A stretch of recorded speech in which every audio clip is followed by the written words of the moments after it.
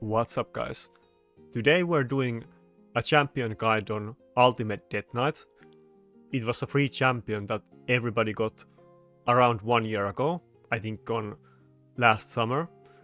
And he's one of those champions that when he was originally released, people kind of thought him as a joke and that he's okay champion but not very good. And it only took like a little while until he got popular. He didn't become meta instantly, but basically after his release, I started using him in offense, and many others did as well, and he instantly became a good Rotos counter. But he has only risen in popularity in defense maybe in, let's say, last 5 months, maybe after December. But nowadays he's actually also one of the most popular champions that you see in arena defense. And let me actually show you, because I think many people will be surprised how much UDK is used in top arena reset. So here I have teams from the last 3 resets. And as you can see, if we go look at this, UDK, UDK, UDK, half of these teams basically have UDK. And basically right now, what you mostly see is Taras, Mariska, Rotos, UDK, Harima, Ukko, and Nekret. You will not even see a lot of dashes in this team. You will definitely see it a bit, but it is kind of off meta. UDK is very relevant in the current meta, and he's just very big nightmare to deal for Rotos teams, and basically any team with Rotos can't hit you if you have UDK in defense. And any champions that rely a lot on their A1s will get hurt a lot by UDK. It isn't just nukers, but even something like Siphi will get her A1 sleep reflected by UDK and isn't able to do anything about it. And UDK is just very annoying matchup because it will automatically make the fight last too long unless you hit it with a specific types of team. And that's why UDK defenses get hit a lot less in arena. And if you have seen my pushes, you have seen that I've mostly been using him as my 4th champion in my defense team for the last couple months basically. Let's go through UDK kit and then I will get into the detail later about his build and mechanics. But his A1 is just a basic provoke skill. It's not very important, but it can sometimes proc in arena and be kind of annoying to the enemy team. But that isn't the reason why he's used. And his A2 is kind of similar deal, that it does put AoE damage on the enemy and put decrease attack and fear on the enemies, which is kind of good, but often enemy will have immunity or they might even have polymorph, so you might not even want to have accuracy on him. But both of these are CC skills and very good kind of filler skills for a champion like this. And then the A3 puts a small shield and heal on the team. Again, nothing incredible, but it is very good for arena, just both offense and defense in general. It is a very fitting skill for arena champion.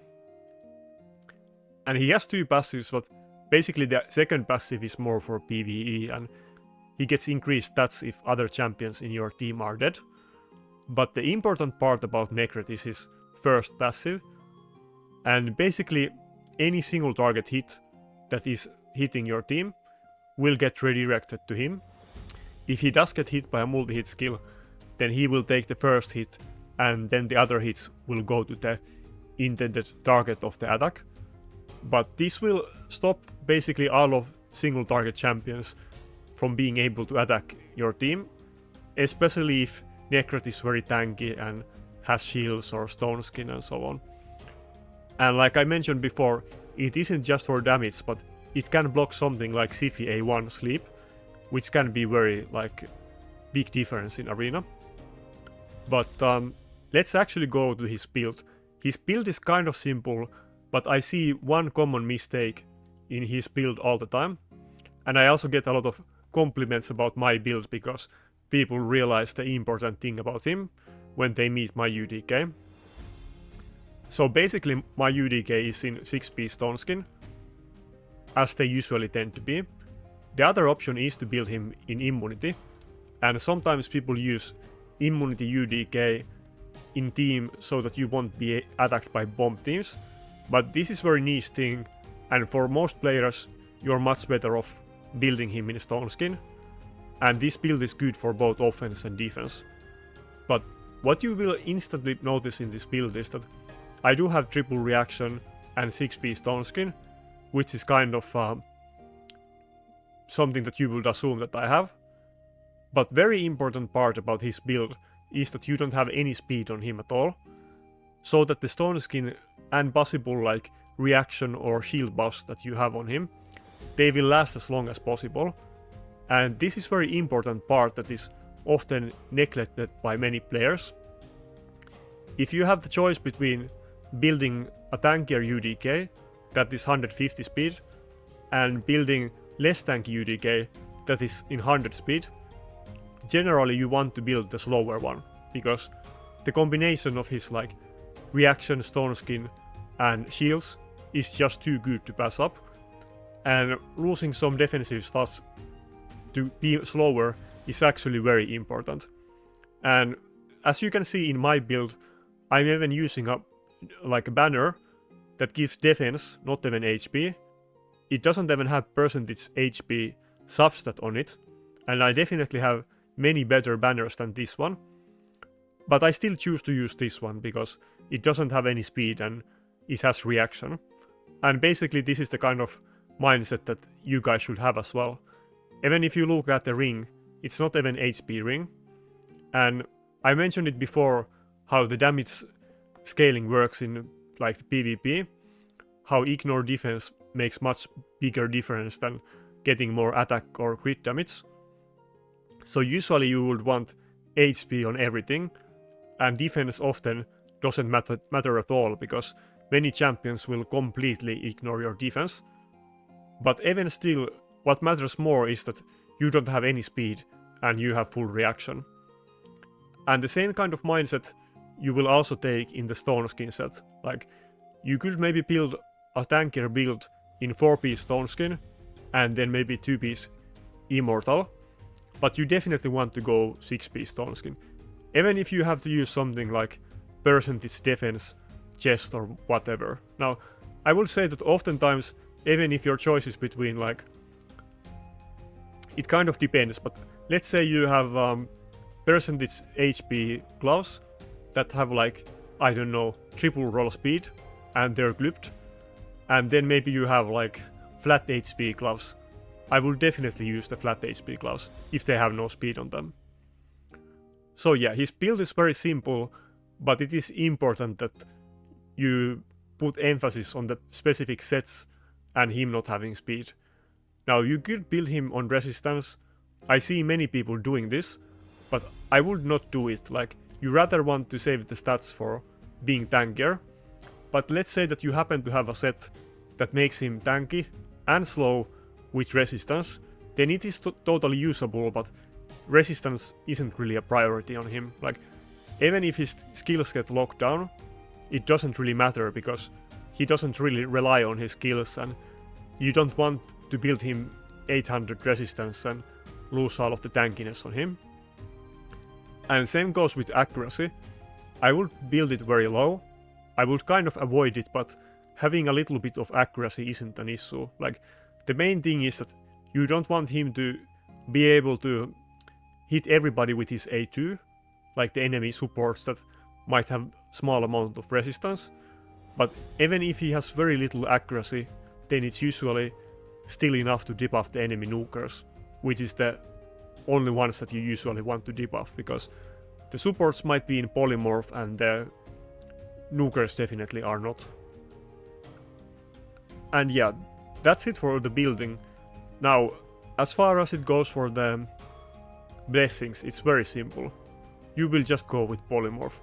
Now, there is a second option, but generally he's used both in offense and defense, but polymorph is just so good in this game. I have explained it many times. I even have a specific video about polymorph. But basically, if it procs, like it procs if enemy hits you with debuff skills, and it has a small chance to proc. but if it does proc, then it will completely cancel the enemy skill, and the rest of the champions in your team won't get any debuffs or damage. So it makes a huge difference, and basically prevents enemy team from using champions like Madame Ceres. Or even if they use something like Taras or Leorios, if those happen to debuff your team, they might lose because of it. And yeah, it's just the best choice. But one other choice, if you specifically only use UDK in offense, is where is it? Yeah, Life Harvest. I had talked about this blessing before as well, but it reduces the enemy max HP every time you get a kill. I mean, every time they get revived. Now, it does give you some turn meter, but this is still a good mastery for offense, but I just wouldn't use this. I would just always go with the polymorph on UDK. It is just so good choice. And even if you can't get polymorph to max rank, just getting 1-star polymorph will make a huge difference. Now, as far as the masteries go, there is a few different options, but basically it's all the same. Like, you don't want to take any masteries that give you speed or turn meter of any type, and then you want to take all of the ones that give you tankiness and like healing or shields. And it's basically the setup that I have here right now. The only differences that you could consider in this one is that if you're not using polymorph, you don't have to use fearsome presence. Basically you would just use elixir of life. And that's pretty much it. I wouldn't really consider any other options. And yeah, his kit is very simple, but it is just insanely effective. And it is very good in all of the PvP content. Live Arena, Classic Arena Defense, and Tag Team Arena. In all of the content it's basically the same, that if you use him in offense, then you will use him to counter teams with single target nukers, but even in defense, many people won't hit you because of like his passive. Now, UDK is so meta defining, basically the top tier nukers in the current meta are champions that are able to ignore UDK, so something like Taras, which can kind of function even despite UDK passive, but it just hinders all of the nukers so much that people generally try to avoid hitting UDK. Okay, I guess we have kind of interesting fight here that we can basically look at the mirror matchup between UDK Rotos and UDK Rotos. But basically both teams will struggle heavily to do any damage because of the UDK. But my team with Initve that has multi-hits, he might still gain the edge eventually. But this fight is not gonna be very fast because of UDK passive. And yeah, basically if I hit now, he's not gonna do anything and he will only make a small dent to the stone skin. But basically, like I mentioned before. Oh, and by the way, when I do AoE hit, this is gonna hit everybody, so it's not gonna remove one hit from this kind of skills. And from this triple hitter, it will remove one hit, but he will still do 2 hits against Rotos. So we will probably be able to kill him in a couple turns. But, oh, I wasn't expecting that Sifi to die there. But yeah, as I mentioned many times before in other videos, when you build teams for classic arena defense, the main objective isn't really to win enemies in defense. Sometimes you do win fights in defense, but generally you will lose vast majority of the fights. And it kind of depends on the meta, but in the past it's totally possible to even get rank 1 without winning the fights in defense. It's a bit different nowadays, but a couple years ago the meta was different and people weren't using nukers in defense, and people did win without having like any wins. But even if you get very few amount of wins or low wins, you can still rank very high. And the main priority is that enemies will not attack you. Okay, now that the enemy UDK got polymorphed, basically now we can hit the Rotos freely. This is kind of the issue that I mentioned before in the build, that for this reason you might want to build him low accuracy on purpose. You can definitely have some, and sometimes it will be benefit to you, sometimes it will be negative, but you definitely don't want to go out of your way to build accuracy. But anyway, even if this UDK was alive, we will definitely be able to kill this Rotos now with the triple hitter. But this is just an example.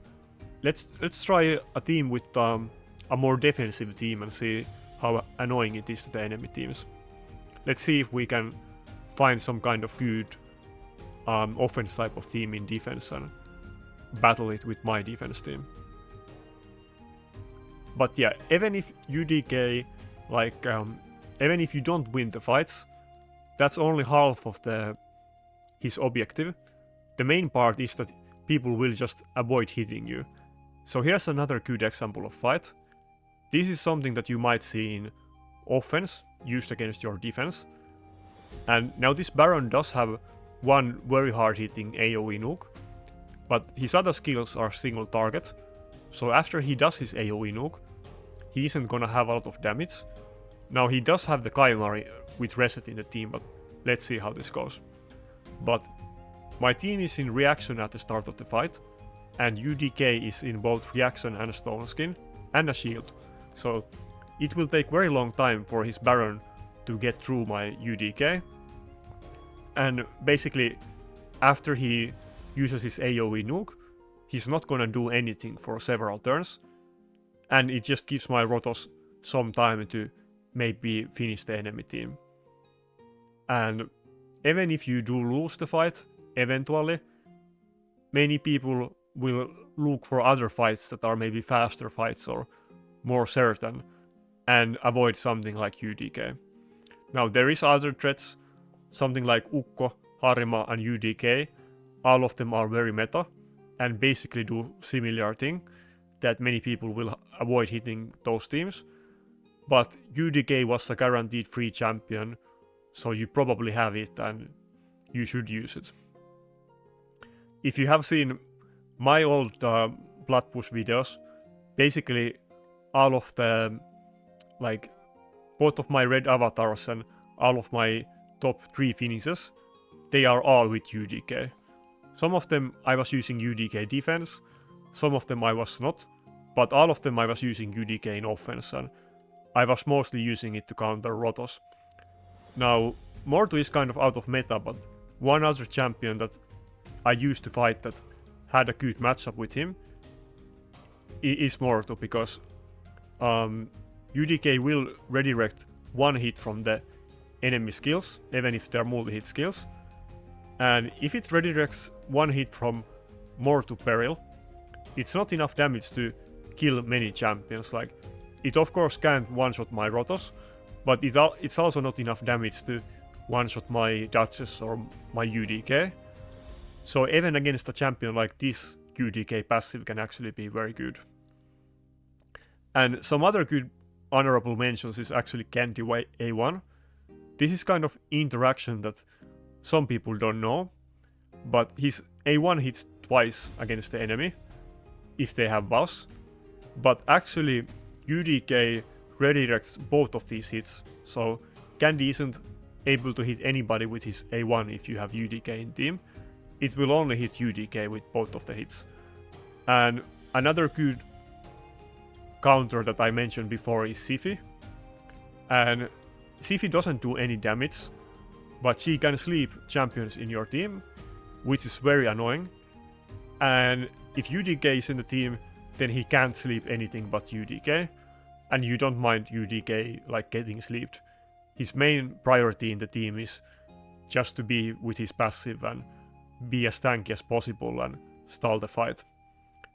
And of course there is many other champions with bad matchups against UDK, but here is just some of the more meta and popular examples that you will see in Arena.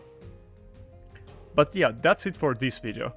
UDK is a pretty simple champion, and there isn't that much to it, but it is very important that you build him properly, and he will help you a lot in Arena.